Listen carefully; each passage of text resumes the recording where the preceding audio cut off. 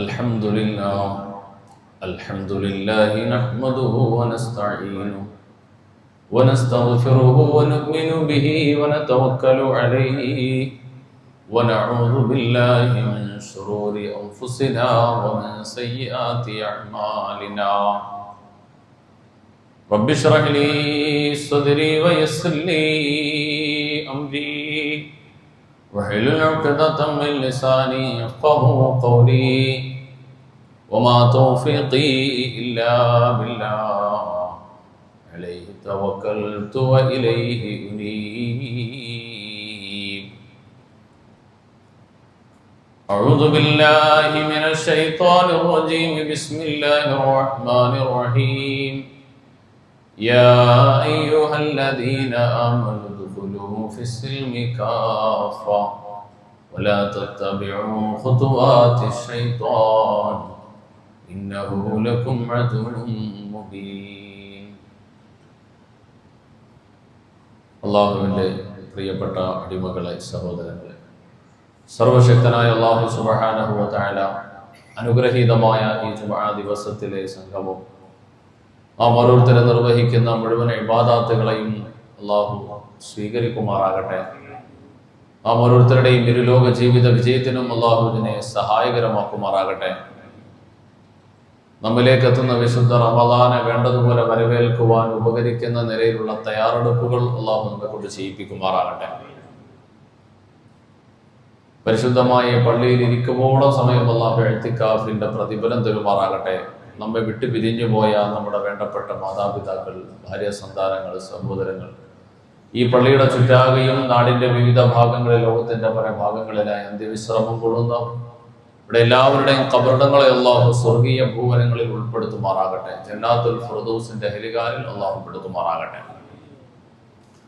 ഏറെ ബഹുമാനമുള്ള സഹോദരങ്ങളെ, ലോകമാകെയുള്ള വിശ്വാസികൾ പ്രതീക്ഷയോടെ കാത്തിരിക്കുന്ന വിശുദ്ധ റമദാൻ നിങ്ങളിലേക്ക് എത്തിക്കഴിഞ്ഞിരിക്കുന്നു എന്നുള്ള അവസാനത്തെ അറിയിപ്പുകാരൻ. അതാണ് വിശുദ്ധമായ ശഅബാൻ മാസം, നാം എത്തിച്ചേർന്നിരിക്കുന്ന പുണ്യമായ മാസം. മുൻഗാമികളായ മഹത്തുക്കൾ ഈ മാസത്തിന്റെ കടന്നുവരവിനെ കാത്തുകൊണ്ട് പ്രതീക്ഷയോടെ അവർ ഒരുങ്ങിയിരുന്ന ഒരുക്കങ്ങൾ ചരിത്രം പരതിയാൽ നമുക്ക് കാണാം. മുമ്പ് ഞാൻ സൂചിപ്പിച്ചു പോയി, വിശുദ്ധ റമദാൻ ഒരു വിശ്വാസിയുടെ ജീവിതത്തിലെ അത്യത്ഭുതകരമായ മാറ്റങ്ങൾക്ക് സഹായിക്കുന്ന മാസം, പടച്ചറബിലേക്ക് കൂടുതൽ അടുക്കാൻ വഴി തുറന്നു കിട്ടുന്ന മാസമാണ്. പൈശാചികമായ എല്ലാ പ്രേരണകളിൽ നിന്നും മാറി നിൽക്കുവാൻ ഒരു വിശ്വാസിയെ സഹായിക്കുന്ന മാസം. എന്നാൽ ചിലപ്പോഴെങ്കിലും നമ്മുടെ കാഴ്ചയിൽ, ശ്രദ്ധയിൽ, സംസാരത്തിൽ റമദാൻ എത്തിയിട്ടും മാറ്റമില്ലാത്ത അവസ്ഥയിൽ നമ്മുടെ നാട് ഇങ്ങനെ ആയിപ്പോയല്ലോ എന്ന് പറയാം. ചില ആളുകളെയെങ്കിലും അങ്ങനെ വേദനയോടെ ഓർക്കുകയും സൂചിപ്പിക്കുകയും ചെയ്യേണ്ടി വരാറുണ്ട്. എന്തുകൊണ്ടങ്ങനെ? മുൻഗാമികളായ മഹത്തുക്കൾ വിശുദ്ധ റമദാനിന്റെ ഫളലും ഫളാഇലും പ്രയോജനവും വേണ്ടതുപോലെ ഒരു വിശ്വാസിക്ക് ലഭിക്കുന്നത് അതിനുവേണ്ടി അവൻ എത്രത്തോളം ഒരുങ്ങി എന്നതിന്റെ അടിസ്ഥാനത്തിലാണ്. എത്ര ദിവസങ്ങൾക്ക് മുമ്പ് തന്നിലേക്ക് എത്തുന്ന അതിഥിയെ സ്വീകരിക്കാൻ തയ്യാറായി എന്നുള്ളതിന്റെ അടിസ്ഥാനത്തിലാണ്. നമുക്കറിയാം, നമ്മിലേക്ക് വരുന്ന ഒരു അതിഥി, ആ അതിഥിയുടെ മാഹാത്മ്യവും അവരുടെ വണ്ണ വലിപ്പവും മനസ്സിലാക്കി അവർക്ക് വേണ്ടിയിട്ടുള്ള വരവൊരുക്കുവാൻ എത്ര ദിവസം മുമ്പ് നമ്മൾ തയ്യാറെടുക്കുന്നോ അതിന്റെ സ്വീകാര്യത ആണ് ഉണ്ടാവും. അത് അതുപോലെ ആ അതിഥിയിൽ പ്രതിഫലിക്കും. അതിഥിയിൽ നിന്നും തിരിച്ച് പ്രതീക്ഷിക്കുന്നതും ലഭിക്കുകയും ചെയ്യും. അതിഥി എത്ര വലിപ്പമുള്ള ആളാണെങ്കിലും വന്നതിന് ശേഷം മാത്രമാണ് ഒരുങ്ങുന്നതെങ്കിൽ അതിന്റെ പ്രയോജനമേ ഉണ്ടാവും, അതിന്റെ പരിഗണന ഇങ്ങോട്ട് ലഭിക്കും. അപ്പൊ പുണ്യമായ റമദാൻ, പരിശുദ്ധ ഖുർആനും ആദരവായ നബിയുനാ റസൂലുള്ളാഹി സ്വല്ലല്ലാഹു അലൈഹി വസല്ലമ തങ്ങൾ നമ്മളെ പഠിപ്പിക്കുന്ന എല്ലാ മഹത്വങ്ങളും പുണ്യങ്ങളും പ്രയോജനവും സംരക്ഷണവും ഉൾക്കൊള്ളുന്ന മാസം തന്നെയാണ്. അതിന് യാതൊരു സംശയവും വേണ്ട. അതിനുവേണ്ടി കാത്തിരിക്കുന്ന, അതിനുവേണ്ടി പ്രതീക്ഷയോടെ കഴിയുന്ന വിശ്വാസികൾക്ക് തീർച്ചയായും ആ ഫലം കണ്ടെത്തുവാൻ തന്നെ കഴിയും. മനുഷ്യനാണ് ബലഹീനനാണ്. ജീവിക്കുന്ന ദുനിയാവ് പൈശാചിക പ്രേരണകളുടെ ലോകമാണ്. നന്മയിലേക്ക് നടന്നെടുക്കുവാൻ ആഗ്രഹിക്കുന്ന മനുഷ്യന്റെ ഇരുഭാഗങ്ങളിലും ഇരുന്നു കൊണ്ട് പിശാച് രണ്ട് വഴികളിലൂടെ അവനെ നശിപ്പിക്കാൻ ശ്രമിക്കുകയാണ്. അതിന്റെ മധ്യത്തിലൂടെയാണ് സ്വർഗത്തിലേക്കുള്ള യാത്ര ഒരുങ്ങിക്കൊണ്ട് അവൻ സഞ്ചരിക്കുക. വലിയ ത്യാഗപ്പെട്ട യാത്രയാണ്. അതുകൊണ്ട് തന്നെ പിശാചിന്റെ പിടിയിലമരാതെ സ്വർഗത്തിലേക്കുള്ള സഞ്ചാരത്തിന് വിശ്വാസി ഒരുപാട് ത്യാഗപ്പെടേണ്ടി വരും. ഒരുപാട് കഷ്ടതകൾ സഹിക്കേണ്ടി വരും, സുഖങ്ങൾ മാറ്റിവെക്കേണ്ടി വരും, ദുഃഖങ്ങൾ പ്രയാസങ്ങൾ ഒരുപാട് ഏറ്റെടുക്കേണ്ടി വരും. ഇതൊക്കെ മനസ്സിലാക്കിയത് കൊണ്ടാണ് പരിശുദ്ധ റമദാൻ എത്തുന്നതിന് നാളുകൾക്ക് മുമ്പ്, ഏകദേശം ഒരു മാസം, ഇന്നേക്ക് ഒരു മാസം മുമ്പ് തന്നെ നാം പ്രാർത്ഥനകൾ തുടങ്ങി, വിശ്വാസികൾ പ്രാർത്ഥിച്ചു തുടങ്ങി. ഭാരതന്മാരായ മുൻഗാമികൾ നമ്മളെ പഠിപ്പിച്ചു, പടച്ചവനെ റജബിന്റെ മാസത്തിൽ അനുഗ്രഹം ചെയ്യണമല്ല, ശഅബാനിലും അനുഗ്രഹം ചെയ്യണമല്ല, പുണ്യമായ റമദാനിലേക്ക് നിങ്ങൾക്ക് എത്താനുള്ള തൗഫീഖ് നൽകണേ അല്ലാ. പ്രാർത്ഥനയോടെ പ്രതീക്ഷയോടെ പടച്ചറബിനോട് അവസരത്തിന് വേണ്ടി കാത്തുകൊണ്ടിരിക്കുകയാണ്. ആ പ്രാർത്ഥനയെ പടച്ചറബ് സ്വീകരിക്കും. സ്വീകരിക്കപ്പെടുമെന്ന് പ്രതീക്ഷിക്കുന്ന നമ്മുടെ പ്രാർത്ഥനകളിൽ ഏത് പ്രാർത്ഥനയ്ക്ക് നമ്മൾ മുൻതൂക്കം കൊടുക്കും അത് സ്വീകരിക്കപ്പെടും. അതിന്റെ പ്രയോജനം നമ്മുടെ ജീവിതത്തിൽ ഉണ്ടാവുകയും ചെയ്യും. മഹാനായ അനസ് ബിൻ മാലിക് റളിയല്ലാഹു തആല അൻഹു എന്ന പുണ്യ റസൂലിന്റെ ഇഷ്ടതോഴനായ സ്വഹാബി വര്യൻ നിവേദനം ചെയ്യുന്ന ഒരു ഹദീസ് കാണാം. സ്വഹാബത്തിന്റെ കാലമാകുമ്പോ അല്ലാഹുവിന്റെ റസൂലിന്റെ വഫാത്ത് കഴിഞ്ഞു. സ്വഹാബത്തിന്റെ കാലമാകുമ്പോൾ മഹാനായ അനസ് റളിയല്ലാഹു തആല അൻഹു പറയുന്നു, കാന അസ്ഹാബുൻ നബി സ്വല്ലല്ലാഹു അലൈഹി വസല്ലം, കാന അസ്ഹാബുൻ നബി സ്വല്ലല്ലാഹു അലൈഹി വസല്ലം, അല്ലാഹുവിന്റെ റസൂലിന്റെ സ്വഹാബത്ത് ഇദാ നളറു ഇലാ ഹിലാലി ശഅബാൻ അകബ്ബുഹു അലൽ മസാഹിഫി യഖറഊനഹാ. പരിശുദ്ധ റമദാൻ ഖുർആനിന്റെ മാസമാണ്. വിശുദ്ധ റമദാൻ എന്ന പുണ്യമായ മാസം ഒരു വർഷത്തിലെ 12 മാസത്തിൽ ഏറ്റവും ശ്രേഷ്ഠമാർന്ന മാസമായി പരിഗണിക്കപ്പെടുന്നത്. ആ മാസത്തിലാണ് വിശ്വമാനവികതയുടെ വിമോചനത്തിനായി അവതീർണമായ ലോകത്തിന്റെ പടച്ചിറപ്പിന്റെ ഏറ്റവും വലിയ പ്രമാണമാകുന്ന വിശുദ്ധ ഖുർആൻ. ആ വിശുദ്ധ ഖുർആൻ അവതരിപ്പിക്കുവാൻ അല്ലാഹു തിരഞ്ഞെടുത്തത് പുണ്യമായ റമദാൻ എന്ന മാസത്തിലാ. പുണ്യമായ റമദാൻ എന്ന മാസത്തിലാ. ശഹ്റു റമദാനല്ലദീ ഉൻസില ഫീഹിൽ ഖുർആൻ ഹുദൽ ലിന്നാസി വബയ്യിനാതിൻ മിനൽ ഹുദാ വൽ ഫുർഖാൻ. വിശുദ്ധ ഖുർആനിന്റെ അവതരണം കൊണ്ട് ഏറ്റവും അനുഗ്രഹീതമായ പുണ്യമായ റമദാൻ. ആ റമദാൻ എന്ന മാസത്തിലാണ് ഖുർആനിന്റെ പാരായണത്തിന് വിശ്വാസികൾ കാത്തിരിക്കുന്നത്. ആ മാസത്തിലെ പാരായണത്തിന് ഇരട്ടി പ്രതിഫലമുണ്ട്. ആ മാസത്തിലെ പുണ്യങ്ങൾക്ക് ഇരട്ടി പ്രതിഫലമുണ്ട്. ആ മാസത്തിൽ ചെയ്യുന്ന ദാനധർമ്മങ്ങൾക്ക് ഇരട്ടി പ്രതിഫലമുണ്ട്. അതിലൊന്നും തന്നെ ആർക്കും തന്നെ യാതൊരു സംശയവും വേണ്ട. എന്നാൽ സ്വഹാബത്തിന്റെ ചര്യയെ കുറിച്ച് പറയുന്നു, കാന അസ്ഹാബുൻ നബി സ്വല്ലല്ലാഹു അലൈഹി വസല്ലം, അല്ലാഹുവിന്റെ പ്രവാചകന്റെ സ്വഹാബത്തുൽ കിറാം അവർ റമദാനിന് വേണ്ടി കാത്തിരിക്കുന്നത് ഒരു മാസം മുമ്പ് ശഅബാനിന്റെ നിലാവ് കാണുമ്പോൾ മുതലാണ്. ശഅബാനിന്റെ നിലാവിലേക്ക് നമ്മൾ എത്തിക്കഴിഞ്ഞു. ഇന്ന് ശഅബാനിന്റെ ആദ്യത്തെ ദിവസത്തിലേക്ക് നമ്മൾ പ്രവേശിച്ചിരിക്കുന്നു. സുബ്ഹാനല്ലാഹ്, കഴിഞ്ഞ പ്രദോഷത്തിലെ മാസപ്പിറവി കാണുമ്പോ അല്ലാഹുവിന്റെ പ്രവാചകന്റെ സ്വഹാബത്തിന്റെ രീതി ഏറെ ആഹ്ലാദത്തോടെ സന്തോഷത്തോടെ എന്തെന്നില്ലാത്ത ആനന്ദത്തോടെ റമദാൻ വന്ന ആരംഭത്തോടെ ആ റമദാനിനെ കണ്ടതുപോലെയുള്ള രീതിയിലായിരുന്നു ശഅബാനിന്റെ മാസത്തിന്റെ നിലാവിനെ അവർ സ്വീകരിച്ചത്. ആ നിലാവ് അങ്ങ് കണ്ടു കഴിഞ്ഞാൽ അതിനു മുമ്പ് തന്നെ ശഅബാനിന്റെ നിലാവ് കാണുന്നതിന് മുമ്പ് തന്നെ എല്ലാ തിരക്കുകളും ഒന്നൊന്നായി ഒതുക്കാൻ തുടങ്ങും. റജബിന്റെ മാസം തുടങ്ങിക്കഴിഞ്ഞാൽ റമദാനിന് വേണ്ടിയിട്ടുള്ള ഒരുക്കമാകും. എന്നിട്ട് തിരക്കുകൾ മാറ്റിവെക്കാൻ തുടങ്ങും. റജബിന്റെ മാസം പൂർത്തിയാകുന്നതോടെ റമദാനിന് മുന്നോടിയായുള്ള ശഅബാനിന്റെ മാസപ്പിറവി ശ്രദ്ധയോടെ താല്പര്യത്തോടെ കാത്തിരുന്ന് കാണാൻ അവർ ഒരുങ്ങുമായിരുന്നു.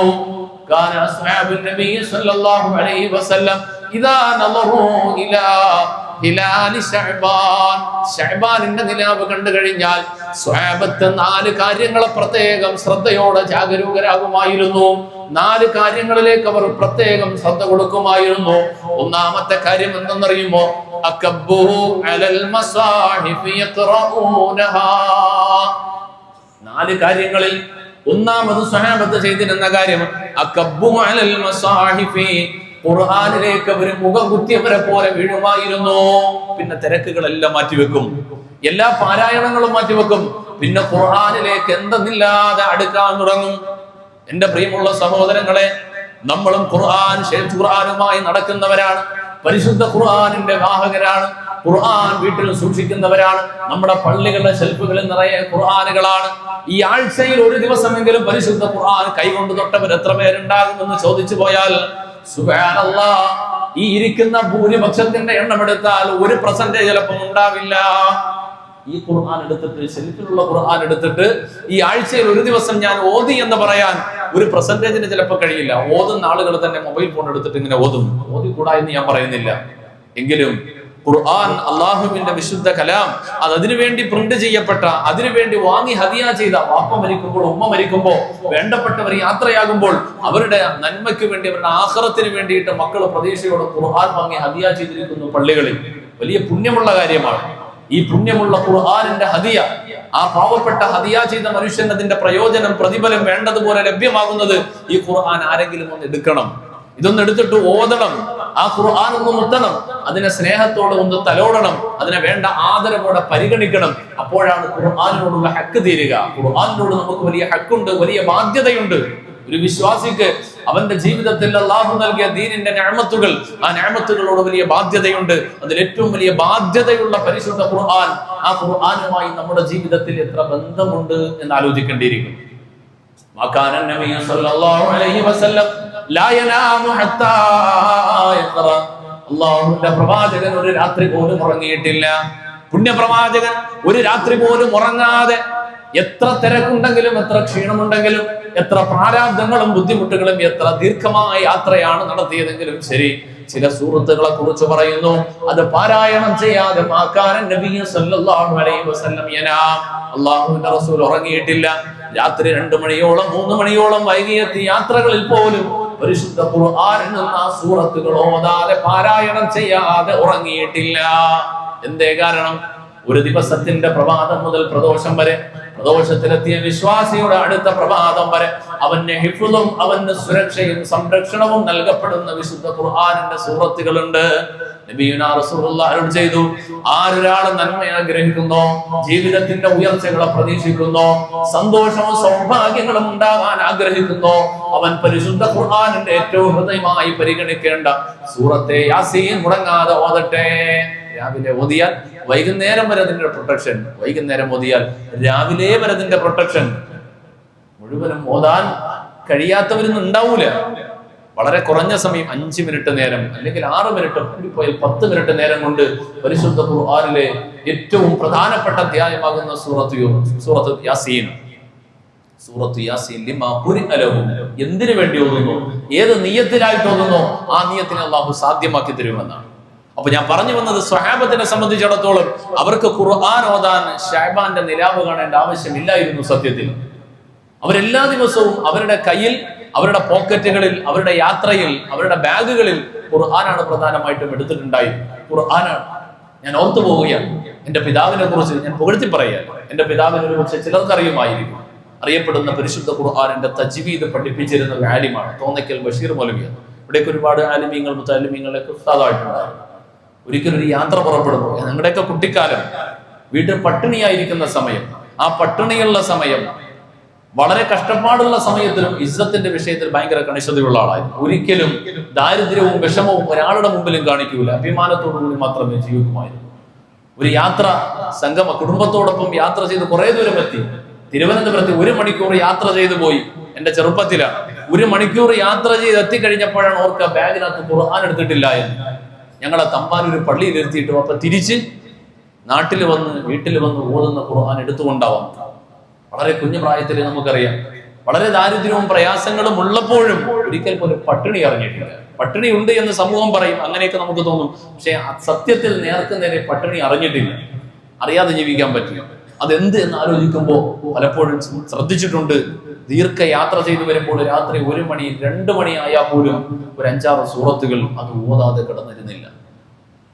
മറ്റൊരു ചിലരോട് പറയുമ്പോൾ 1958 അപ്പൊ ദറസി പഠിക്കുന്ന സമയം കഴിഞ്ഞത് മുതൽ, അതിനെ മനസ്സിലാക്കിയത് മുതൽ 1958 മുതൽ മരിക്കുന്നത് വരെയും ഓർമ്മയുള്ള കാലത്തോളം ഈ 6 സൂറത്തും മുടക്കിയിട്ടില്ല. അതിന്റെ അനുഭവം ജീവിതത്തിലൂടെ ഞങ്ങളൊക്കെ അനുഭവിച്ച് കണ്ടിട്ടുമുണ്ട് എന്നതാണ് സത്യം. നബിയുനാ റസൂലുള്ളാഹി സ്വല്ലല്ലാഹു അലൈഹി വസല്ലമ തങ്ങളുടെ പതിവാണ്. എത്ര തിരക്കുണ്ടെങ്കിലും പ്രധാനപ്പെട്ട കുറച്ച് സൂറത്തുകൾ, സൂറത്തെ യാസീൻ, സൂറത്തുൽ മുൽക്ക്, സൂറത്തുൽ വാഖിഅ, സൂറത്തുർ റഹ്മാൻ, ഇങ്ങനെ ഒരു 5-6 സൂറത്തുകൾ, പ്രധാനപ്പെട്ട സൂറത്തുകൾ, അത് പാരായണം ചെയ്യാതെ ഉറങ്ങുന്ന പരിപാടിയില്ല. എത്ര തിരക്കുണ്ടെങ്കിലും അതാണ്. ആ റസൂലിന്റെ സ്വഹാബത്ത്, നബിയുനാ റസൂലുള്ളാഹി തങ്ങളെ കണ്ണടച്ച് അനുധാവനം ചെയ്ത സ്വഹാബത്ത്, അവരിത് ഓതാതെ ഉറങ്ങുമായിരുന്നു. അവരുടെ കയ്യിൽ എപ്പോഴും ഉണ്ടായിരുന്നു, അവരുടെ യാത്രയിലെ പ്രധാനപ്പെട്ട ഐറ്റം, പ്രധാനപ്പെട്ട ഒരു വസ്തു ഖുർആനാണ്. ആ ഖുർആൻ ഇല്ലാതെ അവർ യാത്ര ചെയ്യില്ല. മഹാനായ സയ്യിദുനാ ഉമർ ഫാറൂഖ് തങ്ങളുടെ അടുക്കൽ ഒരിക്കൽ ഒരു മനുഷ്യൻ തങ്ങൾ ഖിലാഫത്തിലേക്ക് വന്നു കഴിഞ്ഞപ്പോൾ വന്നിട്ട് ചോദിച്ചു, തങ്ങളെ അങ്ങയുടെ അധികാര പരിധിയിൽ നിന്ന് കുറച്ച് ഭാഗം എനിക്ക് വേണ്ടിയിട്ട് വിട്ടുതരാമോ? എനിക്കൊന്ന് ഭരിക്കാനൊക്കെ ഒരു കൊതിയുണ്ട്, ഒന്ന് ഭരിച്ചു നോക്കിയെങ്കിൽ കൊള്ളാമെന്നൊരു ആഗ്രഹമുണ്ട്, കുറച്ച് ഭാഗം എനിക്കൊന്ന് വിട്ടുതരാമോ എന്ന് ചോദിച്ചു. ഉമർ ഫാറൂഖ് റളിയല്ലാഹു തആല അൻഹു ആ മനുഷ്യനോട് താങ്കൾക്കുള്ള ഡിഗ്രി, ക്വാളിഫിക്കേഷൻ, പൊളിറ്റിക്കൽ സയൻസിലെ ഡിഗ്രി PG ഉണ്ടോ എന്നല്ല ചോദിച്ചു. ഹൽ മഅക ഖുർആൻ, ഹൽ മഅക മിനൽ ഖുർആൻ, ഖുർആനിൽ നിന്ന് എന്താണ് നിനക്കറിയാവുന്നത്? ഭരണം ഏൽപ്പിക്കാം, അല്ലെങ്കിൽ ഒരു ഭാഗത്തിന്റെ ഉത്തരവാദിത്തം ഏൽപ്പിക്കാം, ഇതാണല്ലോ പറയാ. അത് ഞാൻ ഏൽപ്പിക്കാം. അതിനു മുമ്പ് നീ എന്നോട് പറഞ്ഞ ഹൽ മഅക മിനൽ ഖുർആൻ, ഖുർആനിൽ നിന്ന് നിനക്ക് എന്താണ് അറിയാം? എന്താ ഉമർ റളിയല്ലാഹു തആല അൻഹു ചോദ്യകർത്താവാരായിരുന്നു. അങ്ങയുടെ ഭരണ പ്രദേശത്ത് നിന്ന് കുറച്ച് ഭാഗം ഞങ്ങൾക്ക് വിട്ടുതരിക, അല്ലെങ്കിൽ എനിക്ക് വിട്ടുതരിക, ആ ഭാഗം ഞാനൊന്ന് ഭരിച്ചു നോക്കട്ടെ, ജനങ്ങളെയൊക്കെ ഞാനൊന്ന് നിയന്ത്രിച്ചു നോക്കാം. ചിലർക്ക് ഇങ്ങനെ അധികാരപൂതി ഉണ്ടാവുമല്ലോ. ആ അധികാരപൂതിയുമായിട്ട് വന്നപ്പോ ഈ അധികാരപൂതി ആർക്കെല്ലാം ഉണ്ടോ, അത് ജമാഅത്തുകളിലായാലും സംഘടനകളിലായാലും എവിടെ ആയാലും ശരി, അധികാരത്തിന് വേണ്ടി മത്സരിക്കുന്ന ലോകമാണ്. അധികാരത്തിന് വേണ്ടി ഭയങ്കരമായിട്ട് മത്സരിക്കുന്ന ലോകമാണ്. ഈ ലോകത്ത് അവർ വിചാരിക്കുന്നതാണെന്നറിയോ? ഈ അധികാരം കിട്ടിയ കസേര കിട്ടിക്കഴിഞ്ഞാൽ ഇതുവഴി നേരെ ഇങ്ങനെ ആകാശം പൊളിച്ച് സ്വർഗത്തിലോട്ട് പോകാമോ? ചിലപ്പോൾ അതായിരിക്കും അവന്റെ ഏറ്റവും വലിയ നാശത്തിന്റെയും കാരണമാവുക. അള്ളാഹുവിന്റെ പള്ളികൾ, പടച്ചറബിന്റെ ബൈത്തുൽ മാൽ, ഇതൊക്കെ കൈകാര്യം ചെയ്ത് വലിയ പുണ്യമുള്ള കാര്യമാണ്, വലിയ പ്രതിഫലമുള്ള കാര്യമാണ്. അത് വേണ്ടതുപോലെ കൈകാര്യം ചെയ്താൽ സ്വർഗത്തിലേക്ക് എത്തും. എങ്ങാനും പിഴച്ചു പോയാൽ നരകത്തിലോട്ട് പോകാനും അത് എന്നെ മതിയായതാണ്. അപ്പൊ അധികാരം ചോദിച്ചു വന്നപ്പോ ഉമർ റളിയല്ലാഹു തആല ഹൽ മഅക മിനൽ ഖുർആൻ, ഖുർആനിൽ നിന്ന് വല്ലതും അറിയോ? എന്താ ചോദിക്കാൻ കാര്യം?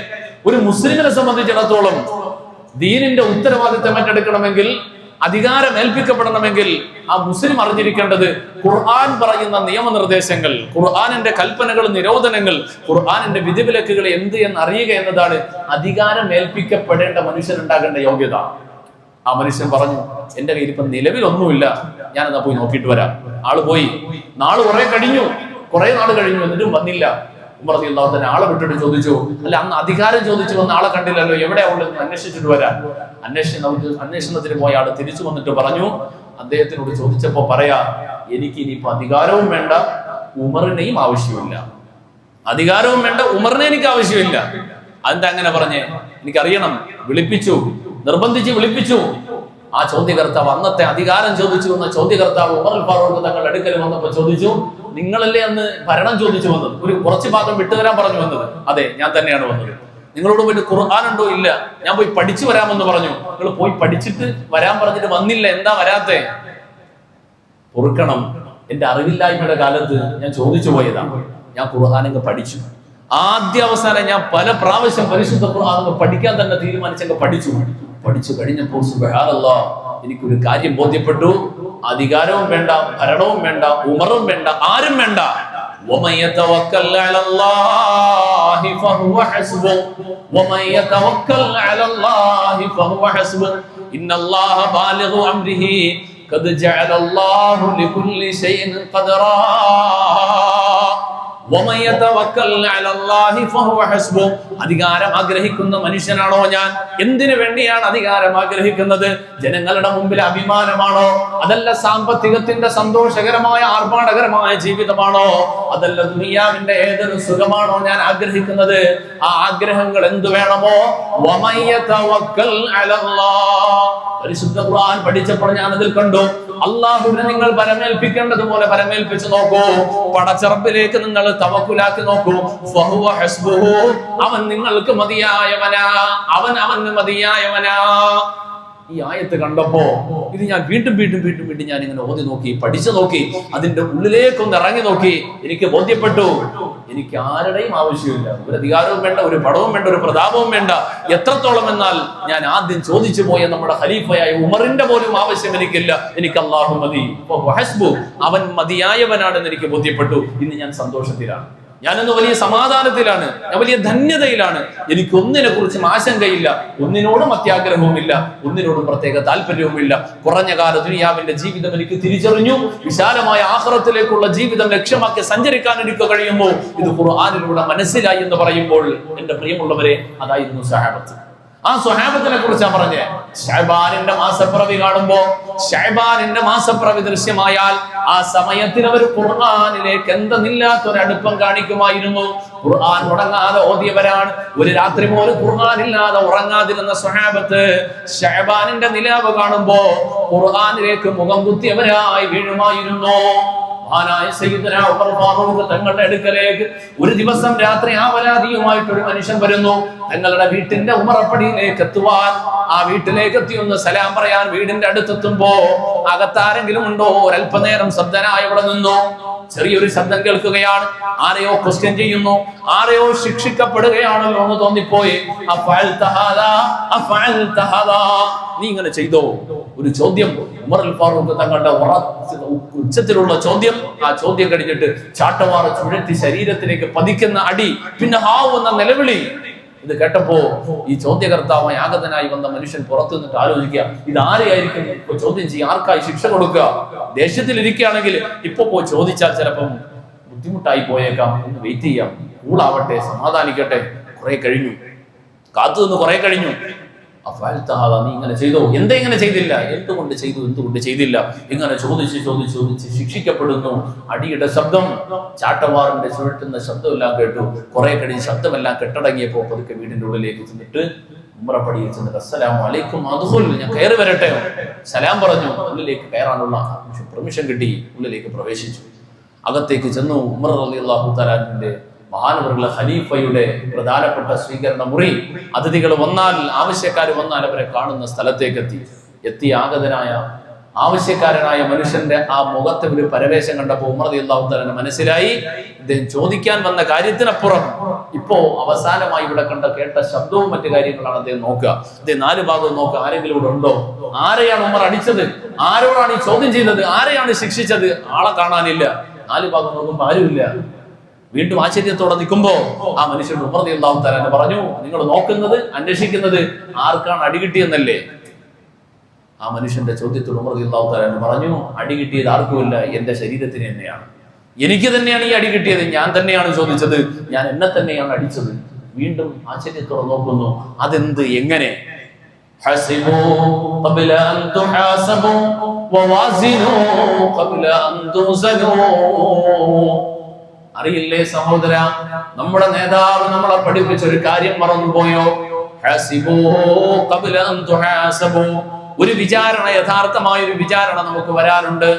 മരണാനന്തരം ഖബറിലേക്ക് കൊണ്ടുവന്ന് വെക്കപ്പെട്ട് കഴിഞ്ഞാൽ നമ്മുടെ ജീവിതത്തിന്റെ ഇന്നേ വരെയുള്ള നിമിഷങ്ങളിൽ നാം ചെയ്തതും ചെയ്യാത്തതുമായ ഓരോ വിഷയങ്ങളെ കുറിച്ചൊരു ചോദ്യമുണ്ടെന്നറിയുമല്ലോ. ആ ചോദ്യം എത്തുന്നതിന് മുമ്പ് ഹസിബു ഖബ്ല അൻ തുഹാസബു, ആ യഥാർത്ഥ ചോദ്യത്തിന് വിധേയനാകുന്നതിന് മുമ്പ് സ്വന്തം ശരീരത്തിനോട്, മനസ്സിനോട്, മനസ്സാക്ഷിയോട് ഇന്നേ വരെ ചെയ്തു പോയ തെറ്റുകളെ കുറിച്ച് ചോദിക്കണേ. സ്വന്തം അഅ്മാലുകൾ, ഇബാദത്തുകൾ, ആരാധനകൾ, തന്നെ രക്ഷപ്പെടുത്തുമെന്ന് പ്രതീക്ഷിക്കുന്ന നമസ്കാരം, നോമ്പ്, നാം ചെയ്ത പുണ്യകർമ്മങ്ങൾ, അതിന്റെ വെയിറ്റ് എത്രയുണ്ട്, അതിന്റെ ഭാരം എത്രയുണ്ടെന്നൊന്ന് തൂക്കി നോക്കണം. ക്ലാസ്സിൽ വെച്ചൊന്ന് വെയിറ്റ് എടുത്ത് നോക്കണം. ഇത് മരണത്തിന്റെ മുമ്പ്, യഥാർത്ഥ വിചാരണയ്ക്ക് മുമ്പ്, യഥാർത്ഥ വിധിവിലക്കിന്റെ ദിവസം, യഥാർത്ഥമായ ആ ഭാരം നോക്കുന്ന ദിവസത്തിന്റെ മുമ്പ് ഒന്ന് തൂക്കി നോക്കണേ, ഭാരം അളന്ന് നോക്കണേ. ആ മനുഷ്യൻ ഇങ്ങനെ നോക്കി നിൽക്കുമ്പോ മഹാനായ ഉമർ തങ്ങളുടെ ഏറ്റവും പ്രധാനപ്പെട്ട ഗ്രന്ഥങ്ങളും പരിശോധിക്കുന്ന സ്ഥലത്ത് പരിശുദ്ധ ഖുർആൻ നിവർത്തി വെക്കപ്പെട്ടിരിക്കുന്നു. ആ ഖുർആനിലേക്ക് നോക്കുന്നു. ഉമർ റളിയല്ലാഹു തആല എന്ന് പറഞ്ഞു, ഞാൻ എല്ലാ ദിവസവും രാത്രി ഉറങ്ങുന്നതിന് മുമ്പ് അല്ലാഹുവിന്റെ വിശുദ്ധ ഖുർആൻ എടുത്ത് ഇങ്ങനെ പാരായണം ചെയ്യും. ഒരു ഭാഗത്ത് നിന്ന് ഇങ്ങനെ പാരായണം ചെയ്തു വരും. എന്നിട്ട് ഖുർആനിന്റെ ഓരോ കൽപ്പനകൾ വരുമ്പോൾ ആ കൽപ്പനയെ ഓർത്തുകൊണ്ട് ഞാൻ ഇങ്ങനെ സ്വന്തം മനസ്സാക്ഷിയോട് ചോദിക്കും, സ്വന്തത്തിനോട് ചോദിക്കും, ഈ കൽപ്പന നീ ഇന്ന് നിറവേറ്റിയോ ഉമറേ? ഈ കൽപ്പന നീ ഇന്ന് നിറവേറ്റിയോ ഉമറേ? ഈ നിരോധനം നിന്റെ ഭാഗത്ത് നിന്ന് സംഭവിച്ചു പോയോ ഉമറേ? ചെയ്തതും ചെയ്യാത്തതുമായ കാര്യങ്ങൾ ഇങ്ങനെ സ്വന്തത്തോട് ചോദിക്കുന്നു. എങ്ങാനും ഒരു വീഴ്ച സംഭവിച്ചു പോയാൽ അതിന്റെ പേരിൽ വല്ലാതെ പശ്ചാത്തപിക്കും. അതിന്റെ പേരിൽ സ്വന്തത്തെ ശിക്ഷിക്കുകയാണ്, അതിന്റെ പേരിൽ സ്വന്തത്തെ ശകാരിക്കുകയാണ്. അവരെ സംബന്ധിച്ചിടത്തോളം നാം ചെയ്തു പോകുന്നത് പോലുള്ള എന്തെങ്കിലും തെറ്റ് നമുക്ക് ചിന്തിക്കാൻ പറ്റില്ല, ഇല്ല എന്നതാണ്. റസൂലുള്ളാഹി തങ്ങളുടെ സന്തത സഹചാരി, തനിക്ക് ശേഷമുള്ള ഖിലാഫത്തിന്റെ യോഗ്യരായ ആളുകളായി പരിശുദ്ധ ഖുർആൻ കൊണ്ടും റസൂലിന്റെ ജീവിതത്തിലെ പല സൂചനകൾ കൊണ്ടും ബോധ്യപ്പെട്ട മഹാരഥന്മാർ, അവരുടെ ജീവിതത്തിൽ നാം വിചാരിക്കുന്നത് പോലെ തെറ്റുകളൊന്നും ഉണ്ടായില്ല. പിന്നെ എന്നിട്ടും ചാട്ടവാറ് കൊണ്ടടിക്കാനും മാത്രം അത്ര വലിയ തെറ്റവരെന്തായിരിക്കും ചെയ്തിട്ടുണ്ടാവും? ഗ്രന്ഥങ്ങൾ പരിശോധിക്കുമ്പോൾ കാണുന്നത് വളരെ നിസ്സാരമായി, നമ്മെ സംബന്ധിച്ചിടത്തോളം നമുക്ക് ഒന്നുമല്ലാത്തൊരു കാര്യം, റസൂൽ ജീവിച്ചിരിക്കുന്ന കാലം ബാങ്ക് വിളിക്കുന്നതിന് എത്രയോ നേരം മുമ്പ്, ബാങ്ക് വിളിക്കുന്നതിന് 1 മണിക്കൂർ മുമ്പ്, അസറിന്റെ ബാങ്കിന്റെ അരമണിക്കൂർ മുമ്പ് പള്ളിയിലെത്തിയ നീ ഇന്ന് ബാങ്ക് വിളിച്ചിട്ടല്ലേ പോയതല്ലേ? ഈ ബാങ്ക് വിളിച്ചിട്ടാണല്ലോ എത്തിയത്. അതായിരുന്നു ചോദ്യം. ഇടതു ഭാഗത്തോ തുപ്പല് പോലും വലിയ ഹറാമിനെ പോലെ കണ്ടവർ, ഒരു കറാഹത്ത് പോലും ചെയ്യാത്തവർ, എങ്ങാനും ഒരാളോട് സംസാരിക്കുമ്പോൾ, ഒരാളോട് ദേഷ്യപ്പെടുമ്പോൾ ഒരല്പ പരിധി ഒന്ന് വിട്ടുപോയാൽ അത് മഹാപാപമായി കണ്ടിട്ടാണ് ശിക്ഷിക്കുക, ശകാരിക്കുക. സ്വഹാബത്തിന്റെ രീതി ഏതായിരുന്നു? വിശുദ്ധ ഖുർആൻ എടുത്ത് നിവർത്തി വെക്കും. ശഅബാനിന്റെ മാസപ്പിറവി കാണുമ്പോൾ, റമദാൻ എത്തുമ്പോഴല്ല, ശഅബാനിന്റെ മാസപ്പിറവി കണ്ടാൽ അക്കബു അലൽ മസാഹിഫി യഖറഊനഹാ, ഖുർആനിലേക്ക് അവർ മുഖം കുത്തി വീഴും, ഖുർആനിലേക്ക് അവർ അടുക്കുമായിരുന്നു. എന്നാൽ ഖുർആൻ അവരിങ്ങനെ ഓതിപ്പോകലല്ല, സാധാരണ 11 മാസക്കാലത്തിലും അവർ ഓതുന്ന രൂപത്തിലല്ല ശഅബാനിന്റെ നിലാവിൽ അവർ ഓതിയത്. പിന്നെ ശഅബാനിന്റെ നിലാവെത്തുമ്പോ 4 കാര്യങ്ങൾക്ക് പ്രത്യേകമായ ഊന്നൽ നൽകിക്കൊണ്ട് സഹാബത്ത് ചെയ്ത കാര്യം, പരിശുദ്ധ ഖുർആൻ ആദ്യമായിട്ട് ശഅബാനിന്റെ നിലാവ് കണ്ടാൽ അവർ നിവർത്തും. എന്നിട്ട് ഓരോ ദിവസത്തിലും ഓരോ ജുസ്ഇന്റെ പാരായണമാ. ശഅബാനിന്റെ നിലാവ് ഉദിച്ചു കഴിഞ്ഞാൽ ആദ്യത്തെ ദിവസം സൂറത്തുൽ ഫാത്തിഹ, സൂറത്തെ ബഖറ ഓതി തുടങ്ങും. ഒരു ജുസ്, ഏറ്റവും കുറഞ്ഞത് ഒരു ജുസ് അവരിങ്ങനെ ഓതാ തുടങ്ങും. ആ ഓതലിന് ശഅബാനിന്റെ നിലാവ് കണ്ടാൽ പിന്നെ ഓതുന്ന ഓതലിന് സാധാരണയിൽ നിന്നൊരു വ്യത്യാസമുണ്ട്. ഒരു ചെറിയ കടലാസ് രേഖപ്പെടുത്താൻ പറ്റുന്ന ഒരു കടലാസും ഒരു കലമും എടുത്തെടുത്ത് വെക്കും. എന്നിട്ട് പരിശുദ്ധ ഖുർആൻ അൽഹംദുലില്ലാഹി റബ്ബിൽ ആലമീൻ അർറഹ്മാനിർ റഹീം മാലികി യൗമിദ്ദീൻ, സൂറത്തുൽ ഫാത്തിഹ മുതൽ ഇങ്ങനെ ഓതി വരുമ്പോ, പടച്ച റബ്ബിന്റെ കൽപ്പനകൾ വരുമ്പോ, അള്ളാഹു വിരോധിച്ച കാര്യങ്ങൾ വരുമ്പോ അതിനെ പ്രത്യേകം ശ്രദ്ധിക്കും, പ്രത്യേകം ഓർക്കും. കുറെ നേരം ആവർത്തിച്ചത് ഓർത്തിരുന്ന് ഇങ്ങനെ ഓതും. കൽപ്പനകൾ വരുമ്പോ ആ കൽപ്പനയെ വലതു ഭാഗത്ത് ഇങ്ങനെ എഴുതി വെക്കും. നിരോധനങ്ങൾ വരുമ്പോൾ അതിനെ ഇടതു ഭാഗത്തും എഴുതി വെക്കും. എന്നിട്ട് ഒരുപാട് നേരം അതോർത്ത് ഇങ്ങനെ ഇരിക്കും. എല്ലാം കഴിഞ്ഞ് ഒരു ജുസ്ഇന്റെ പാരായണം പൂർത്തിയായി കഴിഞ്ഞാൽ ഈ എഴുതി വെക്കപ്പെട്ട കടലാസ് എടുത്തുകൊണ്ട് സ്വന്തം മനസ്സാക്ഷിയോട് ചോദിക്കും, സ്വന്തം ശരീരത്തിനോട് ചോദിക്കും, ഇന്നത്തെ ദിവസം നീ ഇത് ചെയ്തവനാണല്ലോ, കഴിഞ്ഞ മാസങ്ങളിൽ, കഴിഞ്ഞ കാലങ്ങളിൽ ഇത് നീ ചെയ്തവനാണല്ലോ, ഈ രൂപത്തിലാണോ നീ പടച്ച റബ്ബിന്റെ റമദാനിലേക്ക് പ്രവേശിക്കാൻ പോവുക? റമദാനിനെ സ്വീകരിക്കാൻ ഇതുപോലെയാണോ പോവുക? എങ്ങനെയാണ് നിനക്കത് വേണ്ടതുപോലെ ഉപകാരപ്പെടുക? മനസ്സാക്ഷിയോട് ചോദിക്കും, ശരീരത്തിനെ ശകാരിക്കും, ശരീരത്തിനെയും മനസ്സിനെയും ശകാരിക്കും. അങ്ങനെ ഓരോ ദിവസവും ഇങ്ങനെ ആവർത്തിച്ച് ചെയ്തതും ചെയ്യേണ്ടാത്തതും ചെയ്യാൻ പാടില്ലാത്തതുമായ കാര്യങ്ങളെ ഓർമ്മപ്പെടുത്തിക്കൊണ്ട് ആ മനുഷ്യനെ ഹിസാബ് ചെയ്തു കൊണ്ടുപോയ സ്വഹാബ. പള്ളി പിരിഞ്ഞു നമ്മൾ നടന്നു പോവുക. പുറത്തിറങ്ങി എത്തിയപ്പോ നോക്കുമ്പോ വാഹനം, 2 വീലറോ കാറോ ചളുകിയിരിക്കുക. എന്താ? തേങ്ങ വീണതാണ്. എല്ലാ ആഴ്ചയും വെച്ചിരുന്ന സ്ഥലത്ത് തന്നെ വണ്ടി കൊണ്ടിട്ട് നോക്കുമ്പോ ചളുങ്ങിപ്പോയി. എന്താ തേങ്ങ വീണേ? അടുത്ത ദിവസം വരുമ്പോ സെക്യൂരിറ്റി വേണോ? ആരെങ്കിലും പറയണോ ഇവിടെ പാർക്ക് ചെയ്യരുത്, തേങ്ങ വീഴും, പറഞ്ഞുതരാൻ ആരെങ്കിലും വേണോ? വേണ്ട. ഒരു അനുഭവത്തിൽ നിന്ന് പഠിക്കും. നന്നായി ഒരു അനുഭവം കിട്ടിയാൽ അതിൽ നിന്ന് പഠിക്കും. ഓട്ടോമാറ്റിക്കലായിട്ട് അവിടെ വരുമ്പോ വണ്ടി അറിയാതെ മാറിക്കോളും. ഇതാ നമ്മുടെ രീതി. നമ്മുടെ ജീവിതത്തിൽ മറക്കാൻ കഴിയാത്ത ചില ചോദ്യങ്ങൾ, ഓർമ്മപ്പെടുത്തലുകൾ. അതുകൊണ്ടായിരുന്നു റളിയല്ലാഹു തആല സ്വന്തം ശരീരത്തിനെ അടിച്ചുകൊണ്ട്, വേദനിപ്പിച്ചുകൊണ്ട് തന്നെ ഇതിന് ചെയ്യരുത്. മറ്റൊരാൾ ചെയ്താൽ ഇങ്ങനെ ചെയ്യുമല്ലോ. സ്വന്തം ശരീരത്തിനും ആ ശിക്ഷ ഒന്ന് അനുഭവിച്ചു നോക്കണം. സ്വന്തം ശരീരത്തിനോടൊന്ന് ചോദിക്കുക. അനുഭവിച്ചുകൊണ്ട് ബോധ്യപ്പെടുകയാണ്. ഇനി രണ്ടാമതൊരിക്കൽ ചെയ്യാൻ തോന്നൂല. അങ്ങനെ സൂക്ഷ്മതയോടുകൂടി ഇങ്ങനെ ഓരോ ദിവസവും ഓരോ ജുസായി ഇങ്ങനെ ഒരു ഓതി പോകും. റമദാനിന്റെ തൊട്ട് മുമ്പ് ശഅബാൻ അവസാനിക്കുമ്പോൾ 30 ജുസ്ഇന്റെയും പാരായണം പൂർത്തിയായി. സുബ്ഹാനല്ലാഹ്. ജീവിതത്തിൽ ഒരു വിശ്വാസി പ്രാവർത്തികമാക്കേണ്ട കാര്യങ്ങളിൽ ഏതെങ്കിലും കുറവുകൾ കഴിഞ്ഞ മാസങ്ങളിൽ, കഴിഞ്ഞ കാലങ്ങളിൽ വന്നുപോയെങ്കിൽ അതിൽ നിന്നെല്ലാം ഇനി ഒരു വീഴ്ച സംഭവിക്കാതെ അതിനുവേണ്ടി യോഗ്യമാകും. മനസ്സ് പാകപ്പെടുന്നു. തെറ്റുകൾ സംഭവിച്ചു പോയാൽ വീണ്ടും അതുപോലെ ഒന്ന് ആവർത്തിക്കപ്പെടാതെ മനസ്സ് അതിനു വേണ്ടി പാകപ്പെടുകയാണ്, തയ്യാറെടുക്കുകയാണ്. ഇങ്ങനെ ശുദ്ധമായ രൂപത്തിൽ ഒരു വിശ്വാസിയുടെ നന്മ തിന്മകൾ പഠിപ്പിക്കപ്പെടുന്നത് ആരാണ്? എവിടെന്നാണ്? അല്ലാഹുവിന്റെ ഖുർആൻ. ഖുർആനാണ് ശറഅ്, അള്ളാഹുവിന്റെ നിയമങ്ങൾ, വിധിവിലക്കുകൾ. ആ വിധിവിലക്കുകളുടെ ഗ്രന്ഥമാണ് വിശുദ്ധ ഖുർആൻ. ആ ഖുർആനാണ് നമ്മളോട് ചെയ്യേണ്ടതും ചെയ്യേണ്ടാത്തതുമായ കാര്യങ്ങൾ പഠിപ്പിച്ചത്. അത് ആദ്യ അവസാനം നമ്മൾ ഓതി ബോധ്യപ്പെടുന്നു, മനസ്സിലാക്കുന്നു. ഇനി റമദാൻ എത്തുകയാണ്. ഈ റമദാനിൽ കിട്ടുന്ന സമയം മുഴുവനും പരമാവധി പ്രയോജനപ്പെടുത്തണം. ഒരു തെറ്റുകളിലേക്കും വീഴ്ചകളിലേക്കും പോകാൻ പാടില്ല. സസൂക്ഷ്മം അതിനെ വീക്ഷിച്ചുകൊണ്ട് റമദാനിനെ ഉപയോഗപ്പെടുത്താൻ കഴിയുന്നു. നാഥനായ റബ്ബ് പരിശുദ്ധമായ റമദാൻ നമ്മളിലേക്ക് എത്തുമ്പോ നമുക്കും അതുപോലെ ആ വിശുദ്ധ മാസത്തിനെ വരവേൽക്കുവാൻ അള്ളാഹു തൗഫീഖ് നൽകി അനുഗ്രഹിക്കുമാറാകട്ടെ. പരിശുദ്ധ ഖുർആനിന്റെ അഹ്ലികാരായ നമ്മൾ അഭിമാനിക്കേണ്ടത് ഖുർആനിനെ കൊണ്ടാണ്. ആ ഖുർആനിന്റെ ഖിദ്മത്തുകളെ കൊണ്ടാണ് ഏറ്റവും കൂടുതൽ അഭിമാനിക്കേണ്ടത്. നമ്മളെ മക്കൾ ഡോക്ടർ, എഞ്ചിനീയർ, IAS, IPS, ഉന്നത നിലവാരങ്ങളിലേക്ക് എത്തിയവർ, വലിയ സാമ്പത്തിക ശേഷിയുള്ളവർ, കഴിവുള്ളവർ, ഇതൊക്കെ അഭിമാനമുള്ള കാര്യം തന്നെയാണ്.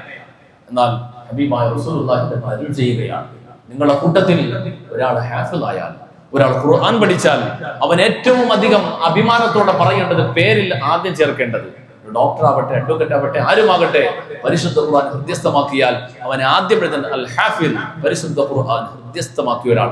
ഏറ്റവും അഭിമാനത്തോടെ പറയേണ്ടതും അതാണ്.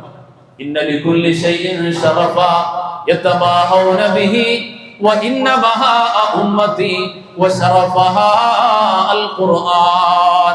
എല്ലാ വസ്തുക്കൾക്കും മേന്മ പറയാൻ എന്തെങ്കിലും ഉണ്ടാകും, എല്ലാ മനുഷ്യർക്കും മേന്മ പറയാൻ എന്തെങ്കിലും ഉണ്ടാകും. എനിക്ക് ഇന്നതുണ്ട്, എന്റെ മക്കൾക്ക് ഇന്നതുണ്ട്, എടുത്തു കാണിക്കാൻ പൊങ്ങച്ചം പറയാൻ ഓരോ മനുഷ്യർക്കും ഓരോ വസ്തുവിനും എന്തെങ്കിലും ഉണ്ടാകും. എന്നാൽ ഞാൻ പറയട്ടെ, എന്റെ സമുദായം അഭിമാനിക്കാൻ ആഗ്രഹിക്കുന്നുവെങ്കിൽ, എടുത്തു പറയാൻ, ഉയർത്തിക്കാണിക്കുവാൻ ആഗ്രഹിക്കുന്നുവെങ്കിൽ, അവർ ഉയർത്തിക്കാണിക്കേണ്ടത് ഞാൻ പരിശുദ്ധ ഖുർആൻ ഹൃദ്യസ്ഥമാക്കിയ ആളാണ്. സൂറത്തെ യാസീൻ ഞാൻ പഠിച്ചു പൂർത്തിയായി. അൽഹംദുലില്ലാഹ്, വിശുദ്ധ ഖുർആനിന്റെ ഇത്ര അധ്യായങ്ങൾ ഞാൻ മനഃപ്പാഠമാക്കി, തെറ്റില്ലാതെ ഓതാൻ പഠിച്ചു, അക്ഷര തെറ്റില്ലാതെ ഞാൻ ഓതാൻ പഠിച്ചു. അൽഹംദുലില്ലാഹ്, ഏതോ ഒരു ഉസ്താദ്, നമ്മുടെ പരിസരത്തുള്ള തേവലക്കരയുള്ള ഒരു ഉസ്താദാണെന്ന് തോന്നുന്നു, കുറെ പ്രാവശ്യം പരിചയപ്പെട്ടു. അൽഹംദുലില്ലാഹ്, വളരെയധികം പ്രയാസപ്പെടുന്ന, ഖുർആൻ പഠിക്കാൻ ഏറെ ത്യാഗപ്പെടുന്ന ആളുകൾ ആരായാലും അവർക്ക് ഖുർആൻ മനോഹരമായി പഠിക്കാൻ വേണ്ടിയിട്ടുള്ള അവസരം അദ്ദേഹം കൊടുക്കുന്നു. എവിടെയാണ്? അങ്ങോട്ട് പോയി മനോഹരമായി ഖുർആൻ ഓതി പഠിപ്പിക്കാനുള്ള അവസരം, നല്ല സുന്ദരമായ രീതിയിൽ, ശൈലിയിൽ പഠിപ്പിക്കുന്ന ഒരു രൂപം അദ്ദേഹത്തിനുണ്ട്. നോട്ടീസൊക്കെ എന്റെ തന്നിരുന്നു, ആളുടെ പേര് ഞാൻ മറന്നുപോയി. കൊട്ടുകാട് അബ്ദുസ്സലാം മൗലവി, അല്ലാഹു അർഹമായ പ്രതിഫലം കൊടുക്കട്ടെ, ബറക്കത്ത് കൊടുക്കുമാറാകട്ടെ. ഖുർആനിന്റെ മാർഗത്തിലുള്ള ഖിദ്മത്ത്, ആ ഖിദ്മത്തിന് വലിയ പ്രതിഫലമുണ്ട്. ഖുർആൻ പഠിക്കാൻ കഴിയൽ ഏറ്റവും വലിയ ഭാഗ്യമാണ്. ഒരു വിശ്വാസിയെ സംബന്ധിച്ചിടത്തോളം അവന് നന്നായിട്ട് ഓതാൻ അറിയില്ല, പക്ഷെ ആഗ്രഹമുണ്ട്. പരിശുദ്ധ ഗ്രന്ഥം എടുക്കുന്നു, നിവർത്തി വെച്ചിട്ട് ഇങ്ങനെ നോക്കി നിന്ന് അതിൽ കണ്ണീർ വാർത്താൽ അവനും ആ ഖുർആനെ സ്നേഹിച്ച് ഓതിയവന്റെ പ്രതിഫലമുണ്ട് എന്ന് മഹാരഥന്മാർ നമ്മളെ പഠിപ്പിക്കുമ്പോൾ, ഖുർആനുമായിട്ടുള്ള ബന്ധം, ആ ബന്ധം തുടങ്ങണം.